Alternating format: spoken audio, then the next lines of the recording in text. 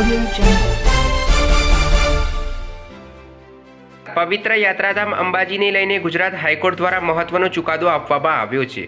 Gujarat high court દ્વારા નવરાત્રિમાં આઠમની પૂજાને લઈને આ ચુકાદો આપવામાં આવ્યો છે। નવરાત્રિની આઠમનો લાભ હવે તમામ ભાવિ ભક્તો લઈ શકશે। મંદિરની સ્થાપના પછી ગુજરાત હાઈકોર્ટ દ્વારા આ મોટો ચુકાદો આપવામાં આવ્યો છે।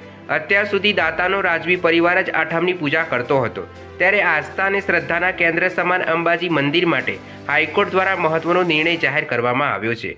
હાઈકોર્ટે વર્ષો જૂની પરંપરાનો અંત લાવતા સ્પષ્ટ કર્યું છે કે નવરાત્રિની આઠમની પૂજામાં રાજવી પરિવારનો વિશેષ હક રહેશે નહીં। આ નિર્ણય બાદ સામાન્ય શ્રદ્ધાળુઓ માટે પણ પવિત્ર પૂજાના દ્વાર ખુલી ગયા છે।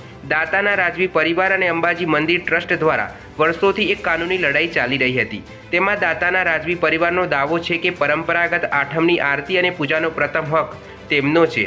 આ પરંપરા રાજાશાહીથી ચાલી આવતી હતી અને તેને જ તેઓ પોતાનો કાનૂની તેમજ ધાર્મિક અધિકાર ગણાવતા હતા।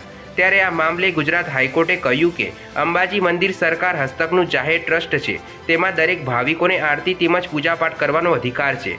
તો આ મામલે ગુજરાત હાઈકોર્ટે મહત્વનો અને ઐતિહાસિક ચુકાદો આપ્યો છે। આ ચુકાદાને લઈને તમે શું વિચારી રહ્યા છો એ અમને કોમેન્ટમાં જરૂર જણાવશો અને અમારી ચેનલને લાઇક કરો, શેર કરો અને સબસ્ક્રાઈબ કરો। નમસ્કાર।